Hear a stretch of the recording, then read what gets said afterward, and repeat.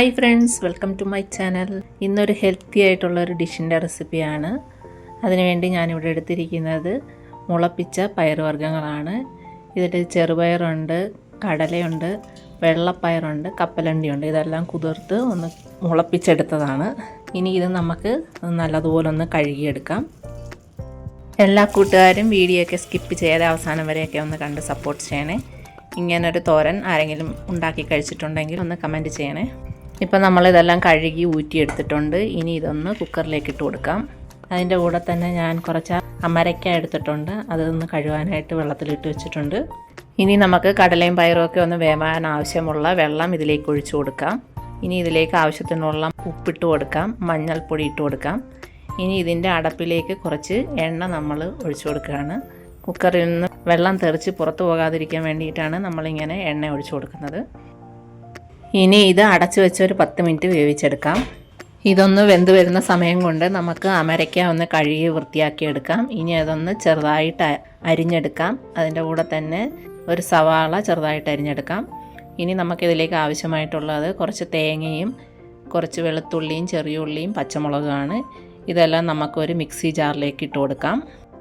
ഈ വീഡിയോ ഇഷ്ടമായാൽ എല്ലാ കൂട്ടുകാരും ലൈക്ക് ചെയ്യാനും ഷെയർ ചെയ്യാനും കമൻറ്റ് ചെയ്യാനും സബ്സ്ക്രൈബ് ചെയ്യാനും മറന്നു പോകരുത്. ഇനി നമുക്ക് ഇതിലേക്ക് കുറച്ച് മഞ്ഞൾപ്പൊടിയും കുറച്ച് ജീരകവും ചേർത്ത് ഇത് നല്ലതുപോലെ ഒന്ന് ചതച്ചെടുത്തുകൊണ്ട് വരാം. ഇപ്പോൾ നമ്മുടെ തേങ്ങയുടെ കൂട്ട് ചതച്ചെടുത്തുകൊണ്ട് വന്നിട്ടുണ്ട്. ഇനി ഒരു ചട്ടി അടുപ്പത്ത് വെച്ച് അതൊന്ന് ചൂടായി വരുമ്പോഴത്തേക്ക് അതിലേക്ക് കുറച്ച് വെളിച്ചെണ്ണ ഒഴിച്ചു കൊടുക്കാം.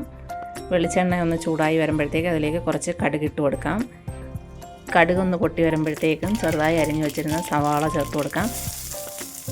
ഇനി ഇത് നല്ലതുപോലെ ഒന്ന് ഇളക്കി കൊടുക്കാം. ഇനി ഇതിലേക്ക് നമ്മൾ ചെറുതായിട്ട് അരിഞ്ഞു വെച്ചിരുന്ന അമരയ്ക്ക ചേർത്ത് കൊടുക്കാം.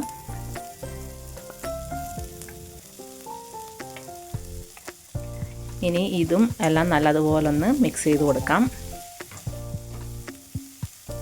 ഇപ്പോൾ ഇതെല്ലാം നല്ലതുപോലെ മിക്സായി വന്നിട്ടുണ്ട്. ഇനി നമുക്കിതിലേക്ക് നേരത്തെ ചതച്ച് വെച്ചിരുന്ന തേങ്ങാക്കൂട്ട് ചേർത്ത് കൊടുക്കാം.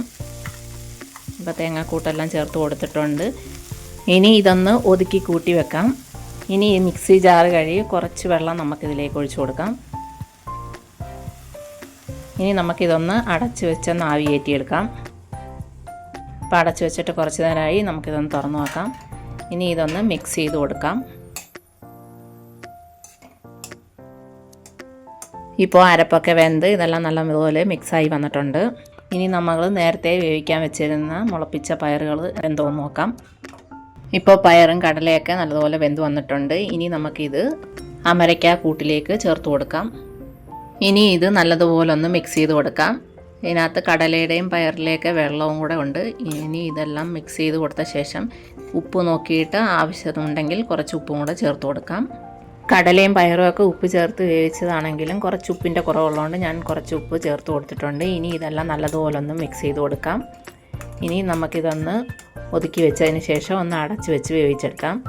അമരപ്പയറൊക്കെ കുറച്ചുകൂടെ വേവാനുണ്ട്. അതുകൊണ്ടാണ് നമ്മൾ കുറച്ച് നേരം കൂടെ അടച്ച് വെക്കുന്നത്. ഇപ്പോൾ അടച്ച് വെച്ചിട്ട് കുറച്ച് നേരമായി. ഇനി നമുക്കിത് തുറന്ന് നോക്കാം. ഇതെല്ലാം വെന്ത് പരുവായിട്ട് വന്നിട്ടുണ്ട്.